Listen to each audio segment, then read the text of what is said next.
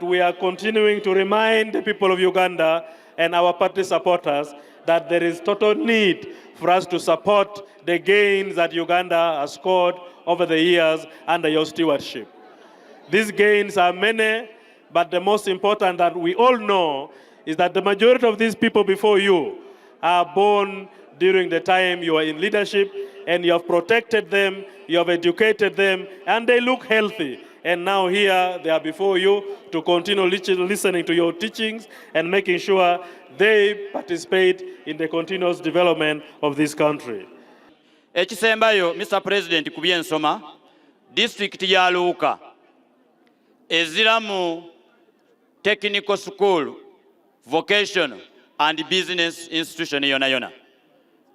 Sebo nga bweri government policy tulisaba otuwe vocational and business institution mu constituency ya Luuka South ni mu constituency ya Luuka North. Era sebo ndikiriza nti olwokuba abaana bende osoma ine ebyomukono mu district ya Luuka eriyo ekitongole kya private skilling center ekya Judith Foundation Uganda nekikola ku okutraininga kwa abaana mu Luuka nga kyakatraininga ya abaana emitwalo 3,200. Sebo President, ensonga ey'okubiri ya byanguudo road infrastructure.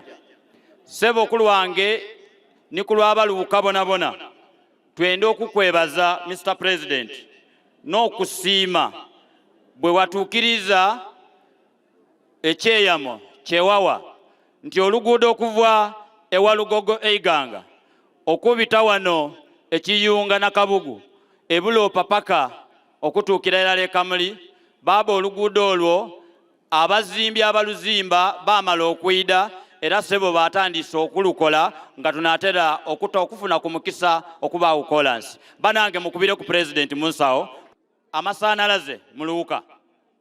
Twende okusima gavumenti kuba mutuwaire amasanalaze mu bitundu ebyendawulo ate okusingira ddala rural electrification gye wakola ejire mu communities n'ebindi. Aye sebo President mu district ene ya Luuka ebintu by'abantu bifaino abasuubuzi kubanga amasanalaze mu wiiki endala yonka gabaakuna ku 2 enaku edisigairewo mu district ene ya Luuka amasanze tikuba wayagananga n'abantu baife abali mu PDM abafunye sente tibalisobola kusuubula bulungi olw'okuba amasanalaze gavaavaako. Nenda kusaba Mr. President ku lw'amaanigo mutukyukize line tuli ku line ye the colonial line evu ekaliro for the Indians tulisaba baba otole ekiragiro amasanze batwize kweno line eri very stable ndidi nti wetunaavuira wano onaabo mazze okukola ekiragiro ekyo nga kiri kutambula bulungi. Sebo ebyenfuna nenda kwebaza sebo sente da PDM twakafuna obuwumbi 19 billions ne miliyoni Luuka 73 673 millions. Eranga bi benefitinze the beneficiaries bali omutwalo mulala na kenda nankaaga n'abasatu. Sebo President twende okusiima olw'okutransforming society. Ekyo kitegeeza nti abantu aba benefitinze mu PDM omutwalo mulala na kenda n'olukaaga n'ensanvu n'abasatu omazze okututonderawo emirimo egyenkanankanira ddala mutwalo mulamba mu mwaka emyaka 3 egyakabitawo. Nenda kukusaba sebo President eriyo ku PDM tulina ekizibu nti tuliyo n'emiruka nga minene ino very big parishes with over 9 villages, some 10 or 11 to 12 villages. Sebo President bw'oweereza emiliyoni 10 mu muluka gw'ebyalo ebiswika 10 kiba kitegeeza nti abantu 10 basobola ofuna sente bwa ku kyalo ekyo nga kidatu twalira ibanga inene mu byalo 10 abantu 10 okufuna sente kumpi myaka 9 mulamba. Sebo President nenda kukusaba nti emiruka gyaife emingi the parishes that are very big tudongera ku kusente tusobole okufuna nga abantu baife aba PDM bafuna ssente oba tudaawulemu tusobole okubonako nti kibunika bulungi. Your Excellency, mine to be very short today. It concerns the issues of the women empowerment. Your Excellency, ojja kuidukira nti watuteekera program ya GROW era bwenna gifuna nabeera abakulembeze bonna ab'ebusoga twagenda twasiiba eyo twasoma n'abebanka ezikola GROW abaera mu byalo nga bitano kibiri bakatyabi batwaire mu bya Kiwani batusaba ebyapa. So Excellency, GROW project yatusala ndikusaba nti mubeeyo n'engeri yogiringamu kubanga otwaleta report ku cabinet minisita wagenda yakoba ati aidha kwa program eyanguira abantu abasala byapa ayo mwaka guwireko gatagikoze n'ekyo sebe ensonga eyo abakyala bano balonzi balungi bali committed ndikusaba nti ensonga eyo giringemu erongose obulamu bw'abantu bwaife. Ndikusaba nti okwongera kuyanakani kuby'ekyuma nti ensonga y'ekyuma twajogerera eno twekomitinga musana mukulu kale twandisabye nti etukirizibwe wene tuyambe tuyambe bano abaluuka bano muliyo usanga era kubabona mwe bali kuida bana ndidde kubakoba nti omuntu atyaimawo chairman waimwe ava kusaba ebintu bingi aye nga gwali kubisaba naye atyaimawo kale mugemi obuyinza asobola kwanukula okusaba okwo kubanga akoze ku buzira n'omusana mukulu asobole okubayiramu n'olwekyo ndi kubasaba nti 15 buwune mujja ku polling station munoni agali ekikufiira n'akabaasi awo mute ensonga mwegololera nga mugigolole eggulo mujja kubala bululu ng'ebintu bitambula bulungi mubanda kumpuliriza mwebalirana nti mu biseera bino nga bwe tunoonya akalulu tukanoonye n'empisa nnungi tubeere n'empisa nnungi nga tunoonya akalulu tuleme kuyomberamu tuleme kuleeteramu bintu bingi ebintu ebirala byonna tubiteeka ebbali naye tutuukirire abantu tubasabe akalulu babeere nga bawa chairman waffe akalulu babamala okukamuwa bawe ne bafulaga bearers akalulu bonna tubeere nga tuyitamu bulambalamba. Mwebale kuija. Kale mama. Mwebale kuija in these great numbers. Mwebale kuida mu bungi muti twekubire kwa kalu n'omuzira kubanga twidye bangi. Mwebale for being yellow in Mama Luuka. asimye ino, mama asimire irala. Now I don't have much time myself to talk much about even education, which I did because of time. Olwaleero azira bingi ino byakwogera olw'ebiseera ebigire eino. But I wanted to just say one example Aye ayenze okuleetayo ekigambo kirala eky'okuboneraku that reminds me of where God has brought this country. eyo ewala Katonda yatweire ensi yaife. I wanted to tell you a brief story Ayenda otukoberayo akagero akatono. when I came back to Uganda in 1986. Bwe yali yakaira e Uganda mwaka gwa 1986.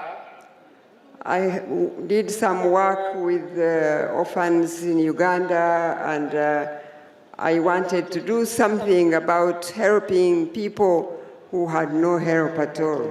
Ayina omulimo gwe yatandikawo okukola ng'akula mu baana abamulekwa ng'ayenda abe nigwayamba mu kiseera ekyo. But in 2006, I went into politics. Aye mwaka ogw'2006 yayingira mu by'obukulembeze oba mu by'obufuzi. And because of that, I went to visit schools in my constituency, in Ruhama, in Ntungamo. Era mu nsambo eyo yajja okukyalira ku agamu ku masomero eyo yafuluma e Ruhama mu constituency gye yali nga avaamu ba yazaalibwamu. The first thing I found out was that the primary school I went to some 26 years ago, before 86, ekintu kyeyazuula nti eisomero lyali yasomeramu emyaka nga 26 egyali gyakabitawo einuma eyo was still the only primary school in that district at that time. neryali nga nerikaali eisomero lyonka eryali likaaliwo mu kiseera ekyo. Except that now they had changed its name. It was called Chamate Secondary School instead of Chamate Primary School. ekintu kirala ekyaliwo ekyendawulo nti eriina neryali likyuseemu ku lyonka. And so the parents had to find a way to put together some structures where children could go to a primary school. n'olw'ensonga eyo ng'abazaire basazeeko amagezi amatontono okuba kuli bwe bwekuŋŋaanya baboneke nga abaana baibwe bajja mu masomero basome kuuku. And so when I know the policy of the NRM government today, nga bwe ndidi engeri ya NRM bwetambuzaayo ensonga zaayo mu byendegereza olwaleero luno, that not a district but every parish must have a primary school, and gavumenti every eno sub-county etaaweesira must have a secondary school. etaaweesira nti buli muluka gulina okuba n'eisomero erya primary ate buli ggombolola libe n'eisomero erya senior. And I looked at the statistics that the chairman was talking about. Luuka bw'alingirira chairman by'abayita nga ali kwogera wano, Luuka alone has 89 government primary schools. Luuka erina amasomero 89 aga primary.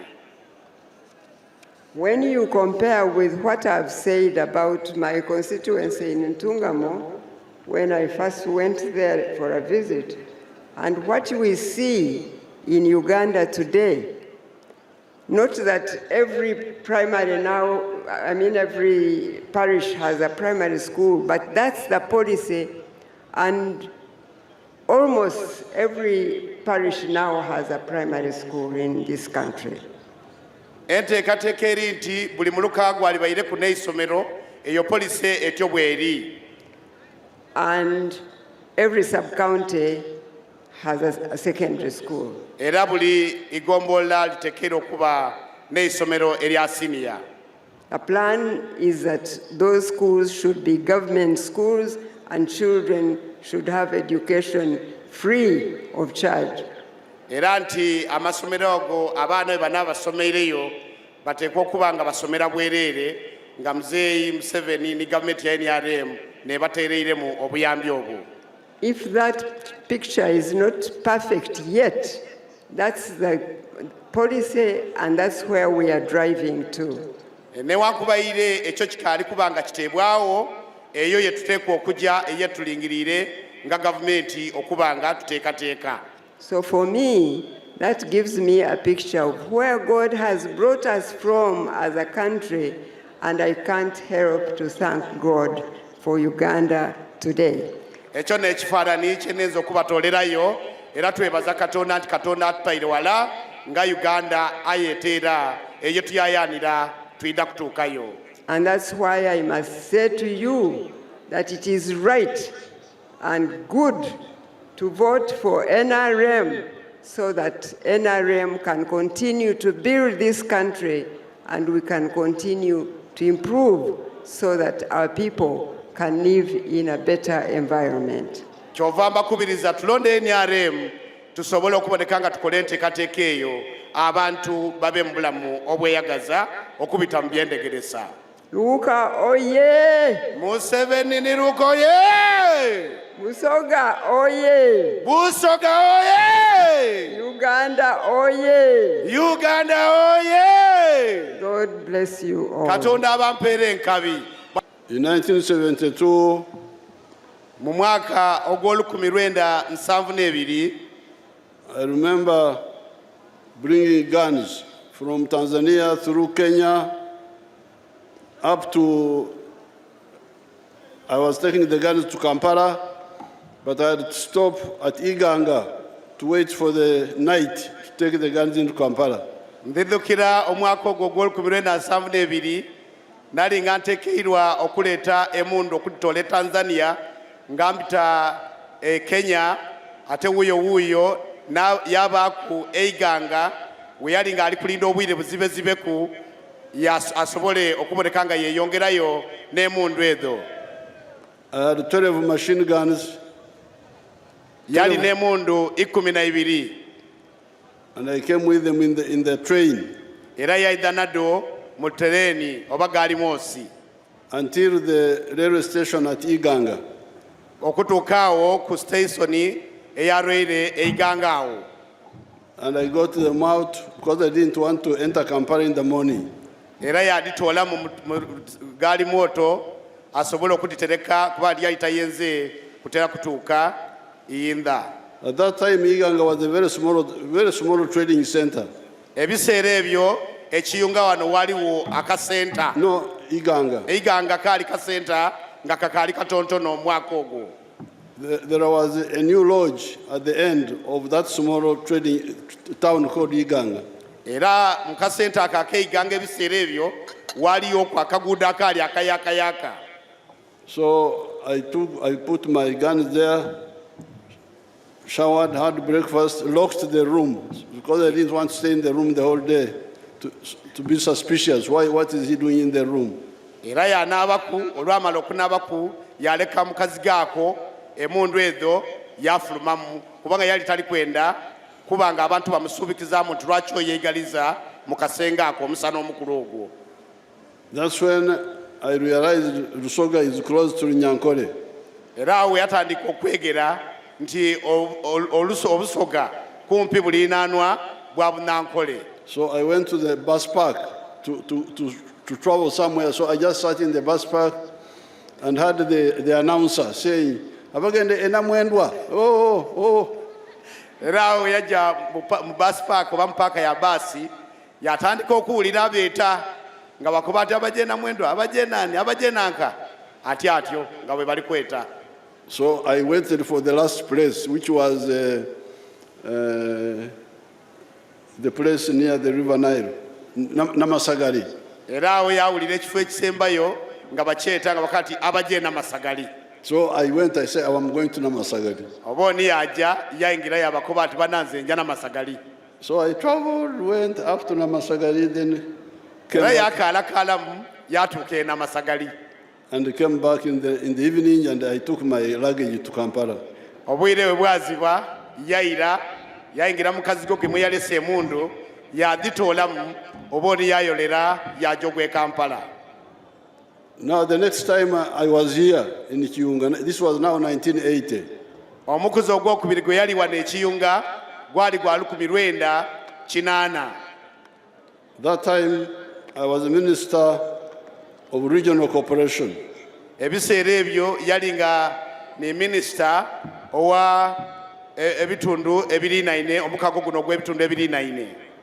And there was a trypanosomiasis center here in Kiyunga.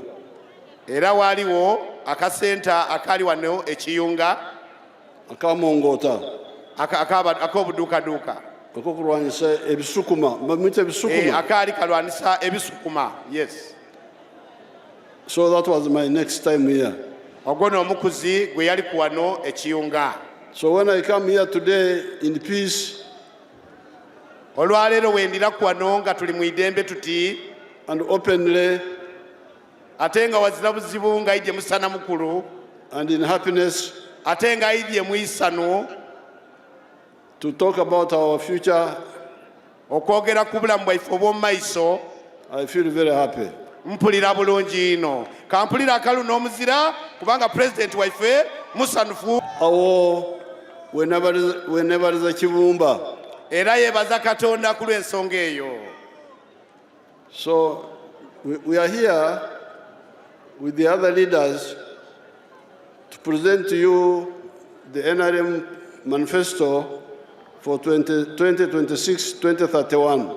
Tuli wano n'abakulembeze abandi boona okuba nga tubandulira enteekateeka gye tulinayo ku lw'obukulembeze mu kisanza kino ekiri kuyiraku ekya NRM ne gavumenti yaife. Now I have written what you have said about the industrial park. Kale muzeeyi awandise ekyo kye twogera report gy'awaire ekya industrial park oba amakolero okuzimba amakolero. The sports stadium. Ayogeire ku kisaawe ekyo kye twasaba era ne tuwaayo eka 13 wainumaawo ed'okuzimba ku ekisaawe ekya region wano eno wene Luuka ekijja okuba. In the industrial park, ekyamakolero I've taken note of all of them. byonna muzeeyi amaze okubinootinga era ajja abitaamu amaani. So therefore, when somebody asks you and says, why are you supporting NRM? Era nga bwakubye nti tuwagire NRM. Singo, if somebody asks you, why are you supporting NRM? Singa omuntu aba akubuuziza lwaki wali wagire NRM, Tell him that NRM showed us that it had put a number of matafari on Uganda's house. mukobe bwa bukobe nti NRM etaire kwa matafaali agawera ku nkulankulana ni kubaawo okwa Uganda eno gye tuli mu olwaleero. Number one, peace. Ekisookera era mukobe nti NRM yaleeta idembe mu nsi yaife. So, second, tofali enkulakulana. Ensonga ey'okubiri gy'oba omukobe akubuuziza nti NRM eno ereese enkulankulana. Tafali yokusatu obugeiga. Mukobe nti eitafaali eryokusatu NRM ereese enkulankulana. Etafali eryokuna emirimu. Ensonga ey'okuna eitafaali eryokuna nti NRM ereese emirimu. Emirimu egiva mu bukombe. Emirimu egiva mu bukombe oba mu bugayiga. Okwongera ku mirimu egya gavumenti. Okwongera kwegyo emirimu egya gavumenti. N'amatafaali amalala asatu gengenda kubakobera ekiro. N'amatafaali agandi asatu ajja bakobera obwire ng'agire ku radio egya n'abataaliko olwaleero luno. NRM oye! NRM oye! Omusaadha omukulu w'ekikofiira oye! Oye! Luuka oye! Oye! Busoga oye! Oye! Uganda oye! Oye! East Africa oye! Oye! Oye! Mwebale ino. Tweyanziza mwebale ino mwebale ala. Thank you, Your Excellency. Support NRM flag bearers. Support the NRM. Can we have our people from the Skilling Hub, my young sisters and brothers, walk for a photo opportunity with His Excellency? NRM Oye is the party here in Luuka and in Busoga. DJ, can you prepare as Museveni walks to his tent with Mama? Can we have the gift? We have a gift from the family of Bwana Yeko. We have amidst us the Right Honorable Al-Ajim Balam Barugare, the Minister of State for Youth.